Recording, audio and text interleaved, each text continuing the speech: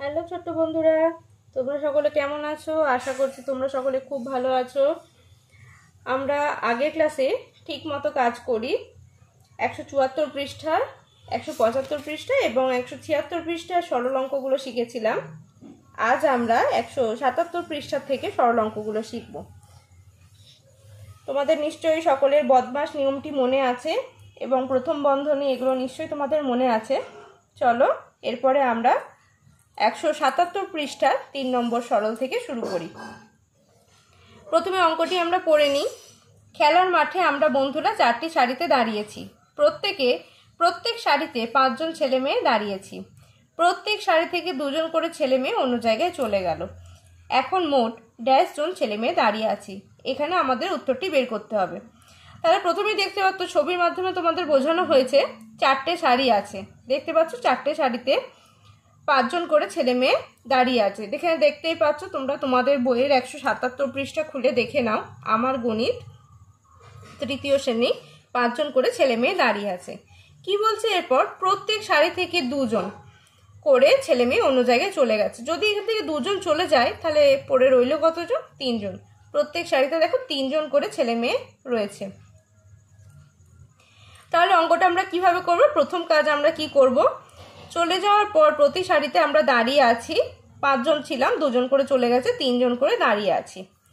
এরপর দ্বিতীয় কাজ, এখন 4টে সারিতে মোট আছি আমরা 4 গুণিত 3 জন। এই যে 4টে সারি, প্রত্যেক সারিতে আছে 3 জন করে, তাহলে মোট ছাত্রছাত্রী হচ্ছে 12 জন।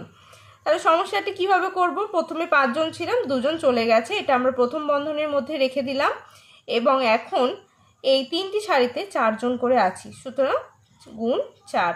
এইভাবে আমরা কি পেলাম? প্রথমেই আমরা জানি প্রথম বন্ধনীর কাজ করব। প্রথম বন্ধনীতে আছে বিয়োগ, 5 থেকে 2 বিয়োগ করলে আমরা পাই 3, তারপরে আছে গণিত 4, 3 4 12। তাহলে এখন আমরা মোট কতজন দাঁড়িয়ে আছি? 12 জন। আশা করব তোমরা সকলে বুঝতে পেরেছো এবং খুব সুন্দরভাবে ভাষায় তোমাদের বুঝিয়ে দেওয়া হয়েছে এবং আমিও চেষ্টা করলাম তোমাদের আরও একটু সুন্দর করে বুঝিয়ে দেওয়ার। আশা করছি তোমরা সকলে বুঝতে পেরেছো গণিতের ভাষায় সমস্যাটি এবং কিভাবে করব। চলো এরপর আমরা পরবর্তী অঙ্কে চলে যাই।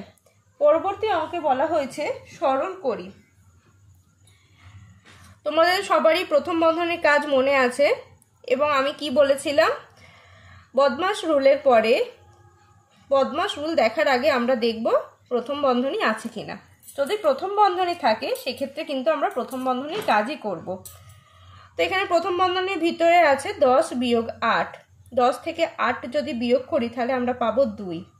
তারপর আছে গুণ 2, তাহলে 2 2 পেলাম আমরা 4। দ্বিতীয় অঙ্কে আমরা চলে যাব। দ্বিতীয় অঙ্ক আছে প্রথম বন্ধনীর মধ্যে আছে 32 বিয়োগ 4 গণিত 3।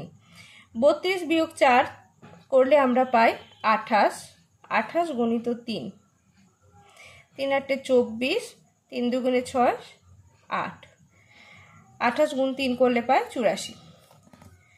3 নম্বরে এখানেও বন্ধনীর কাজ আগে করব। 8 যোগ 2 10 গুণ 4, 4 10 40। 4 নম্বর অঙ্কে 7 যোগ 2, 7 যোগ 2 করলে আমরা পাই 9 গণিত 2, 9 দুগুণে 18। সকলে তোমরা দেখে নাও আরও একবার এবং নিজেরা নিজেদের খাতায় করার চেষ্টা করো। এরপর চলে যাচ্ছি আমরা পরবর্তী পৃষ্ঠায়। এখানে বাজারে আম বিক্রি করে, সে 3 ঝুড়ি আম নিয়ে গেছে। প্রথম ও দ্বিতীয় ঝুড়িতে 24টি করে আম আছে এবং তৃতীয় ঝুড়িতে 25টি আম আছে। তাহলে এই লাইনটা তোমরা ভালো করে বোঝার চেষ্টা করো। বলা হয়েছে প্রথম ও দ্বিতীয় ঝুড়িতে 24টি করে আম আছে, অর্থাৎ দুটো প্রথম ঝুড়ি এবং দ্বিতীয় ঝুড়ি দুটোতেই আছে 24টি করে। তাহলে দুটি ঝুড়িতে মোট কটি আম আছে? আমরা কি করতাম? 24 যোগ 24 করতাম। তো এই যে এই দুটো যোগ করলেই আমরা পেয়ে যেতাম, কিন্তু আমরা কি জানি বারবার যোগ করার সংক্ষিপ্ত রূপ হলো গুণ। সুতরাং কটি করে আম আছে? 24টি করে আম আছে। কটি ঝুড়িতে আছে? 2টি করে। 24 গণিত 2, তাহলে কটি আম আছে? 48টি আম আছে। 3টি ঝুড়িতে মোট ড্যাশটি আম আছে, তাহলে প্রথম দুটো ঝুড়ি মিলিয়ে আমরা পেলাম 48টি আম এবং 3 নম্বর ঝুড়িতে আছে 25টি আম। তাহলে এখানে মোট কটি আম আছে?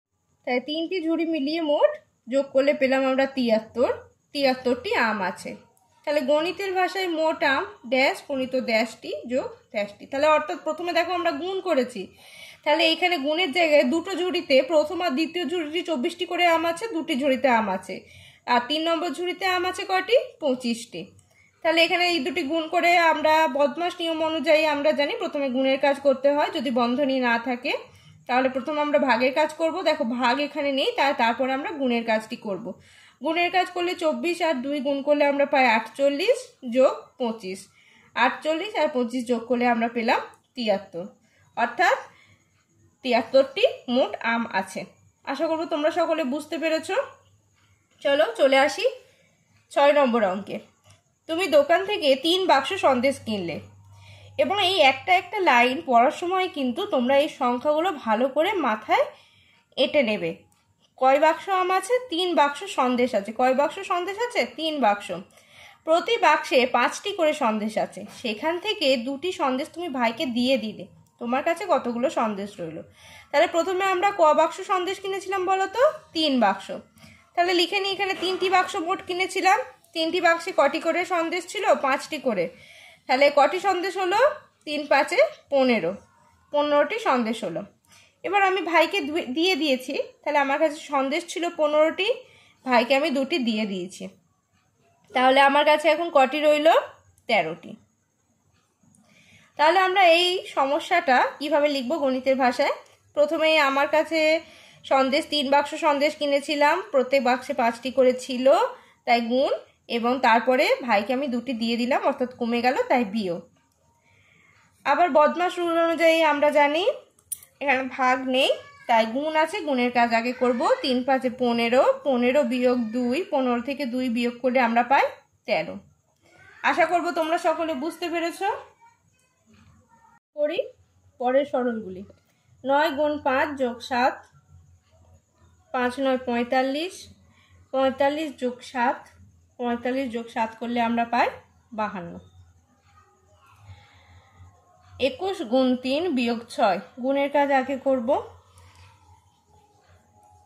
21 আর 3 গুণ করলে পাই 63, 63 থেকে 6 বিয়োগ করলে আমরা পাই 57। তারপরে আছে 15 গুণ 3 বিয়োগ 6, 15 আর 3 বিয়োগ গুণ করলে আমরা পাই 3 15 45 বিয়োগ 6, তাহলে আমরা পাচ্ছি 39। তারপরে আছে, এটা ঘ নম্বর হতো, প্রিন্টিং মিস্টেকে খ লেখা আছে 25 গণিত 2 যোগ 7, গুণের কাজ আগে করব। 25 দুগুণে জানি 50 যোগ 7 57। এইভাবে স্টেপে স্টেপে আমরা করব। আশা করছি সরলগুলো এতদিনে তোমরা বুঝতে পেরে গেছো, এবং বদমাশ নিয়ম অনুযায়ী আমরা করলে সরলগুলো খুব তাড়াতাড়ি বুঝতে পেরে যাব। এবং তোমরা এবার খাতায় না দেখে করার চেষ্টা করো, দেখো শিখে যাবে। এরপর আমরা চলে আসছি পরের পৃষ্ঠা, 180 নম্বর পৃষ্ঠা। 8 নম্বর অঙ্কটি দেখে নাও। মিতার কাছে 13টি লজেন্স আছে, সেখান থেকে মিতা 3 বন্ধুকে 3টি করে লজেন্স দিল, তার কাছে কতগুলি লজেন্স রইল? মিতা কয়জন বন্ধুকে দিয়েছে? 3 জন বন্ধুকে 3টি করে। তাহলে 3 বন্ধুকে মোট কয়টি লজেন্স দিল? 3 গণিত 3, অর্থাৎ লজেন্স দিল 9টি। মিতার কাছে এখন পড়ে রইল কয়টি লজেন্স? তার কাছে ছিল কয়টি? 13টি। সে সেখান থেকে 9টি লজেন্স দিয়ে দিল, তাহলে তার কাছে লজেন্স পড়ে রইল কয়টি? 4টি। তাহলে গণিতের ভাষায় সমস্যাটি কিভাবে লিখব? প্রথমেই আমরা জানি মিতার কাছে 13টি লজেন্স ছিল, সে সেখান থেকে 3 বন্ধুকে 3টি করে লজেন্স দিয়ে দিল। 13 বিয়োগ 3 গণিত 3। তাহলে প্রথমে আমরা গুণের কাজ করব, তাই তো? তাহলে 13 বিয়োগ যেমন ছিল রেখে দিলাম, 3 3 9, 13 থেকে 9 বিয়োগ করলে আমরা পাই 4। তাহলে মিতার কাছে এখন কয়টি লজেন্স রইল? 4টি লজেন্স রইল। 9 নম্বর অঙ্কে, চলো অঙ্কটি পড়ে নিই। আমি 5টি খেলনা গাড়িতে চাকা লাগাবো, আমার কাছে 23টি চাকা আছে, প্রতিটি গাড়িতে 4টি চাকা লাগালাম, গাড়িতে চাকা লাগানোর পরে কতগুলি চাকা পড়ে রইল হিসাব করে লিখি। সুতরাং কি বলেছে? একটি গাড়িতে চাকা লাগালাম কয়টি? এই যে প্রতিটি আর একটি, প্রতিটি মানে এখানে একটি করেই বোঝাচ্ছে, অর্থাৎ একটি গাড়িতে আমরা চাকা লাগাবো 4টি করে। তাহলে 5টা গাড়ি, তাহলে 5টা গাড়িতে কটি চাকা লাগাবো বলো? 5 গণিত 5 4 20টি, 20টি। তাহলে 5টি গাড়িতে চাকা লাগাবো, 5 4 20টি। গাড়িতে চাকা লাগানোর পরে চাকা রইল কয়টি? কটি জায়গা ছিল আমাদের কাছে? 23টি। কটি জায়গা লাগিয়েছি? 20টি। তাহলে এই কটি চাকা পড়ে রইল? 3টি। গণিতের ভাষায় সমস্যাটি কি হবে তোমরা নিজেরাও চেষ্টা করো। আমাদের কাছে চাকা ছিল 23টি, সেখানে 4টি গাড়ি, 5টি গাড়িতে 4টি করে চাকা লাগিয়েছি, তাহলে কত রইল? তাহলে 23 বিয়োগ 5 4 20 সমান 3টি। তাহলে কটি করে চাকা পড়ে রইল? 3টি চাকা আমাদের কাছে পড়ে রইল। এরপরে চলে যাব পরবর্তী সরল অঙ্কে। এই যে প্রথমে গুণের কাজ আমরা করব। 10 বিয়োগ 4 দুগুণে 8 রইল পড়ে 2। পরবর্তী অঙ্ক আছে খ নম্বরে 40 বিয়োগ 6 গুণিত 4। গুণের কাজ করব। 40 বিয়োগ 4 6 24, 40 থেকে 24 বাদ দিলে আমরা পাই 16।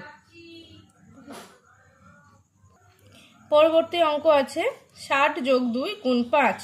গুণের কাজ করব। 60 যোগ 5 দুগুণে 10, 60 আর 10 যোগ করলে আমরা পাই 70।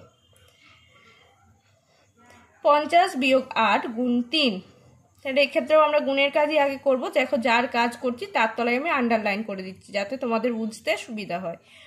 50 বিয়োগ 3 8 24, 50 থেকে 24 বিয়োগ করলে আমরা পাই 26। 1 নম্বরের অঙ্কে চলে আসি। 38 যোগ 5 গুণ 3। তাহলে 38 যোগ 5 3 15, 38 আর 15 যোগ করলে আমরা পাই 53। 6 নম্বরের অঙ্ক আসি। 22 যোগ 8 গুণ 2। তাহলে 22 যোগ 8 দুগুণে 16, 22 আর 16 যোগ করলে আমরা পাই 38। সরলে প্রথম বন্ধনী না থাকলে গুণ ও যোগ অথবা বিয়োগের মধ্যে ড্যাশের কাজ সর্বদা আগে করব। কার কাজ আগে করব আমরা জানি, বন্ধনী যদি না থাকে তাহলে আমরা গুণের কাজ আগে করব। কার কাজ আগে করব? গুণ। সরল অঙ্কগুলো আমি তোমাদের বোঝাতে পেরেছি এবং তোমরাও বুঝতে পেরেছ। কেউ যদি বুঝতে পেরে না থাকো ক্লাসটি আরেকবার রিপিট করে দেখে নাও, আশা করব বুঝতে পেরে যাবে। এবং তোমাদের ক্লাসটি কেমন লাগলো তা অবশ্যই কমেন্ট করে জানিও, এবং আরও কী রকম ভিডিও তোমরা চাইছো, কী রকম কোন বিষয়ের উপর ক্লাস চাইছো সেটা অবশ্যই আমাকে কমেন্টের মাধ্যমে জানিও।